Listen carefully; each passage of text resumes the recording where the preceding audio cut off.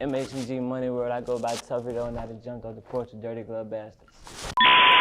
Top floor suite, I can take it to my residence. Get them bags from up north, where you at? I'm shipping them. Touchdown and live again, you know it's time to get it in. All right, so we got Tuffy Doe off the porch with us today. How you feeling today, bro? I'm feeling good, man. I'm full as hell. Okay, what'd you eat? Some honey hot chicken from Toast on Lennox. Okay, that's what's up, man. Yeah. All right, man. So you live here in Atlanta now, right? Yeah. Okay, but you're originally from where? DC? Yeah, I'm from like Suitland, Maryland. Okay. But like in the DMV area. Okay. So what was it like growing up there? It was cool, you know what I'm saying? It was like typical same stuff that's going on everywhere, like we having bad stuff, good stuff. It really depends on what side you live on for real. Okay. So what side did you live on there? Shit, like where I'm from, it's like in the middle. It's like 10, not even 10, like 5 minutes from DC. It's like right on the borderline. Oh, really? Yeah, so it's like we be mixing in the mat, like just everywhere for real. Yeah. Yeah, because DC's got that reputation, man, of being like a rough city, man. A lot of violence up there, too. Man, that shit just be, it be who you be like dealing with, what you be getting yourself into. Like, that's all it really is, though. It ain't just, niggas ain't just running around wilding. I mean, they is running around wilding, but that should be because of something. Yeah. At what age would you say you jumped off the porch? Man, I was like 12, 13, probably like 6th grade, some shit like that. Okay. So did you end up going to college after school?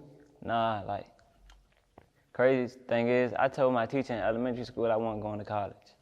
Like, I told her I was gonna be successful, I was gonna be a rapper, I was gonna be something. Like, I already knew I wasn't going to college.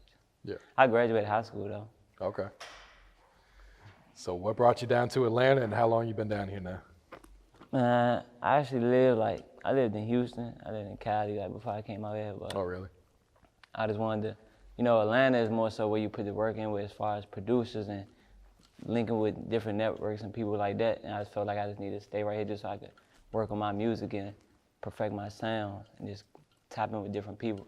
It's like a mecca for the music where a lot of different artists, producers, all types of shit linking up, so Yeah. it's a good, better situation. Okay. So how does Atlanta compare to like Houston or LA? Were you in LA or were you just Cali? Okay. Like Houston and Atlanta like the same, it's just a little slower, you know what I'm saying? Like that shit a little slower. LA is more laid back, like I go out there to vibe when I just want to chill in the hills, like motivation type shit. I go to LA, you know what I'm saying? But that shit, Houston and Atlanta just like play hand in hand as far as the nightlife and stuff like that. Okay. Yeah. What would you say is one of the biggest life lessons you had to learn in your life so far? Man, like really watching who I surround myself with, who I trust, and cause I got a big heart, so I be giving people chances and stuff like that. Or you be knowing something, like you'll have a feeling something ain't right, but you'll still go with it just because you'll think, you know what I'm saying? And shit don't always go how it's supposed to go. Yeah. That's really like my biggest life lesson, just figuring out who really with you and who ain't. Mm-hmm. Yeah, that's an important one right there, man. So were you making music back in 6th grade too? Yeah, like 6th grade. Nah, I probably started making music like 8th grade. I think I watched like I was watching like little videos and shit on YouTube, seeing people rap, and I came across like this one, like Wiz Khalifa was doing them day-to-day vlogs. Okay, yeah. All that type shit. And I was watching, just like when Soulja Boy was vlogging, and I was watching Soulja Boy shit. He was like, he had a notebook. He wrote down a bunch of stuff he wanted to do when he was in school or something. Nigga, I went and got a notebook, wrote some shit down. Like, then I told my father I wanted to rap and shit. They weren't taking it serious though, but like, the niggas wanted to just like, all right, like, he was taking it serious. I ended up getting like a little laptop. Start recording myself on the laptop. And niggas start seeing that. I was putting that shit on Facebook. Like, Oh, yeah? yeah. That shit was like, I just started rapping though, so the people around me was like, that shit was hard, but I just snatch shit down and be like, man, fuck no, bro. But that's really what it was, like 6th grade, like no, 8th grade. Okay. Then high school, like going into high school and shit, rapping, stuff like that. When I graduated, that's really when stuff started turning up though. That's when you started taking it serious? Mm-hmm. Okay. So who were some of your favorite rappers you were listening to around that time though? Shit like Wayne, like Rick Ross, probably Drake, Meek, like niggas like that. Those probably some of the people I was listening to back then. I can't really think of nobody else like that, cause where I'm from, rap wasn't big. Like back then, 6th, 7th, 8th grade, we was on like GoGo. Like Oh, really? people Okay. weren't rapping like that. Like that wasn't even a thing for real. Like niggas was more so into the bands and stuff like that. Yeah. People was trying to create bands more than anything. Yeah, explain to people what go-go music is, man, if they've never been up there. It's like, I don't even know how to explain it. It's like, it's not like rock and roll, but it's like some shit like that with like a band. You'll have basically like a band, but they'd be remixing regular songs. So it'd be like, I can't even think of a song right now, bro. Like a go-go song that they remix. But like, that's what DC was known for a while. Yeah, that's what they known for, like Chuck Brown and shit like that. So Okay. yeah, like man, Google Chuck Brown and all the XIB, TLB, those some bands y'all could Google and look up the songs. I can't think of it right now, but that's what it is. They just remix regular songs that's on the radio and put a bass behind the band, pianos, and then that should be, it's go-go. Yeah. Is that still big in DC, or has it kind of died down a little bit?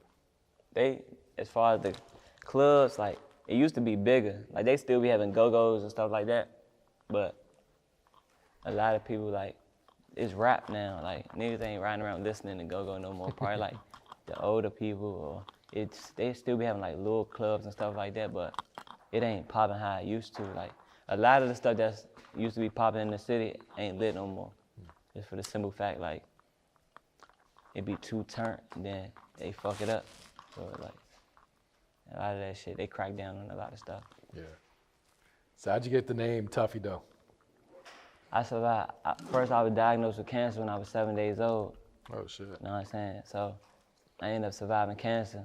And all the other children and people who were like sick on that same trauma flow ended up passing away. You know what I'm saying? So my mother gave me the name Tuffy, and that shit just like stuck with me. You know what I'm saying? Because it's basically who I am, for real. Yeah, I feel that, man. And you used to work at some labels, right? I used to fuck around with my godfather, Steve Francis. Oh, really? Okay. So you know what I'm saying? He had a label, Maserati Music, that I was working with out in Houston and shit. Like, you know what I'm saying? Just on some family shit. Other than that, I'm independent. Okay. Did you learn a lot about the music industry during your time there, or? Yeah, I actually learned a lot about the music industry when I was reading I read this book, Everything You Need to Know About the Music Industry book. I read that shit, like, and it taught me a lot.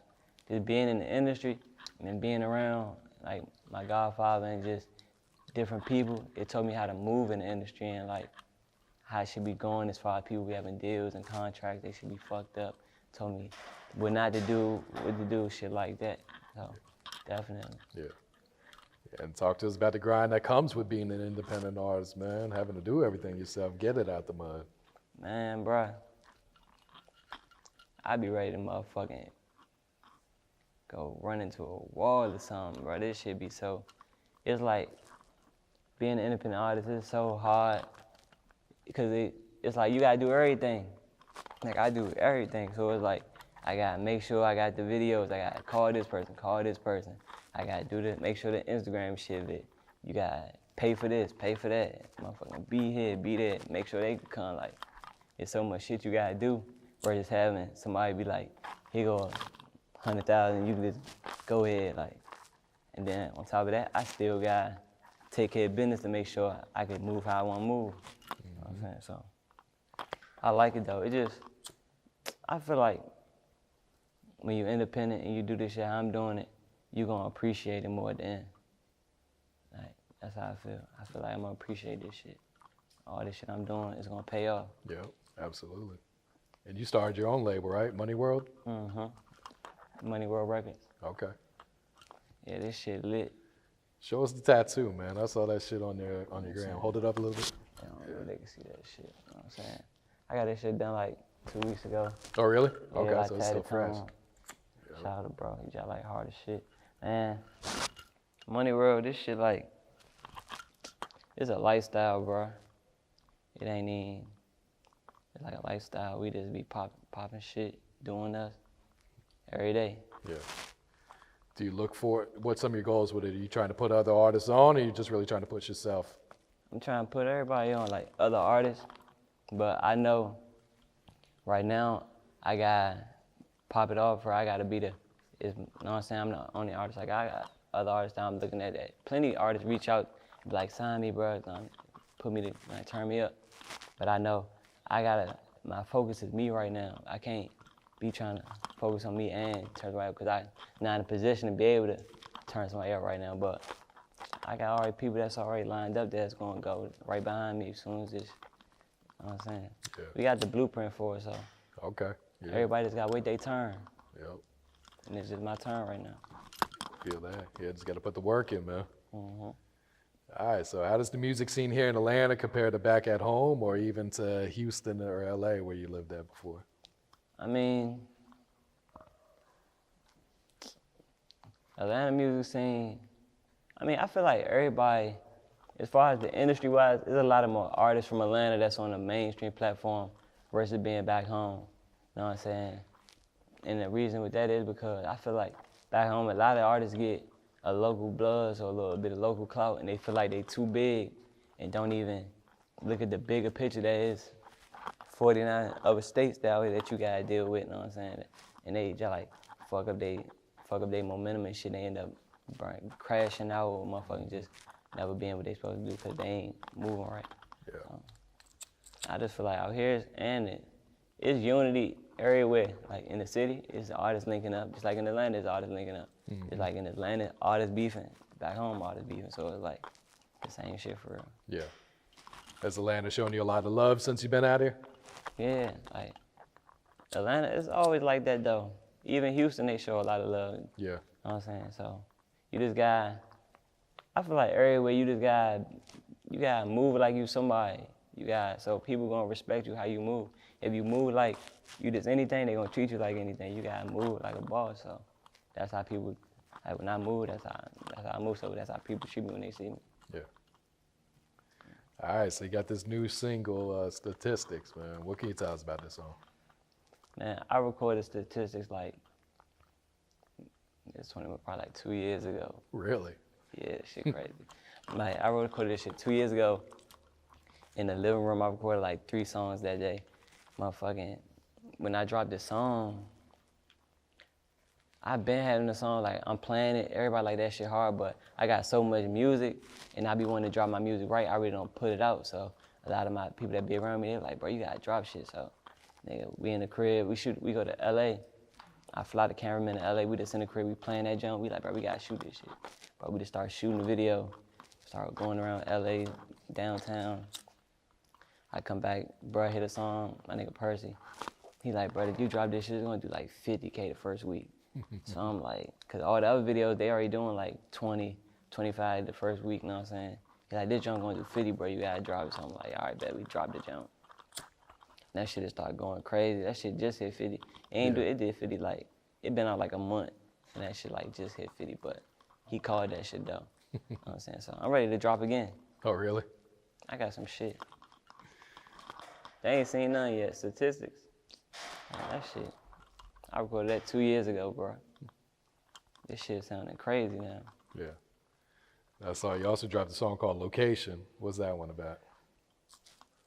Man, that's that baby making music, you hear me?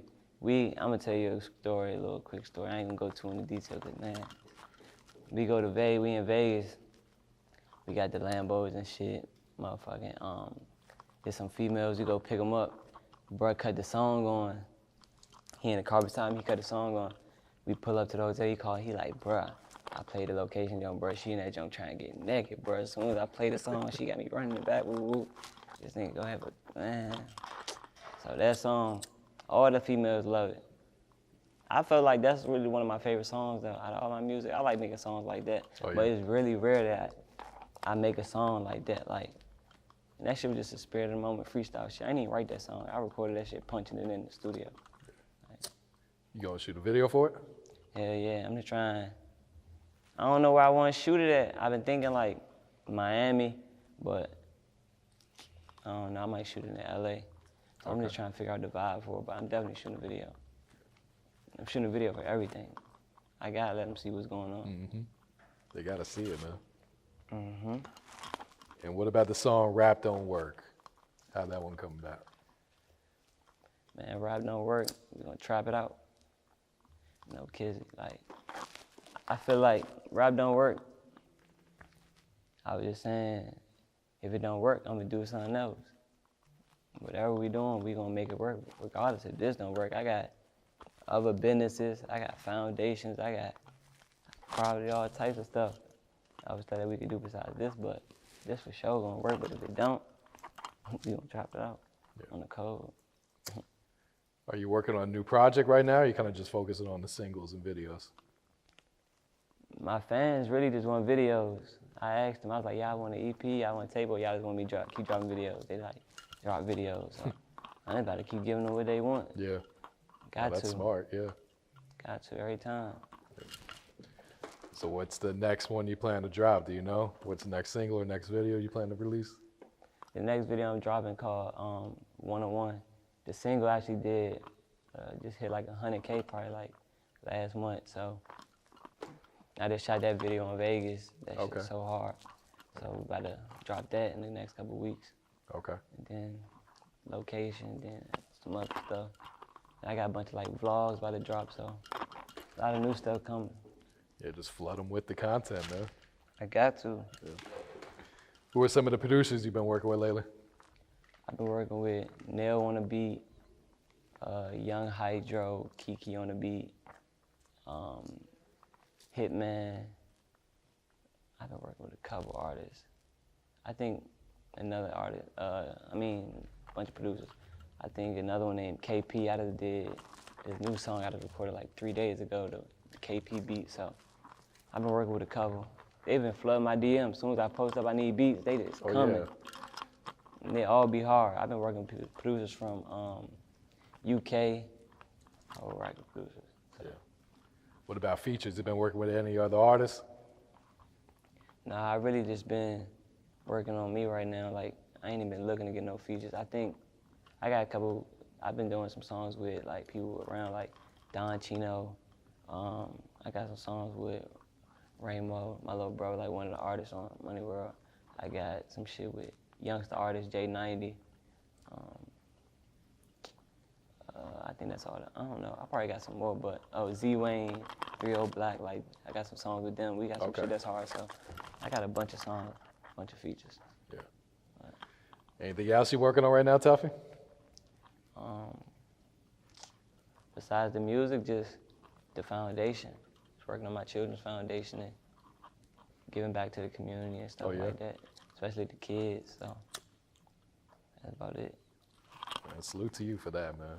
These kids need some positive role models to look Man, up cause to. all these, cause they don't got no positive role models for real. Like all this shit be crash out. Everybody be telling the kids crash out. Like they gotta do something else. Like even if it ain't going to school or you wanna do anything, you wanna do interviews, do that shit 100%. You gonna win. Whatever you gonna do, you do it to your full capability. You gonna win.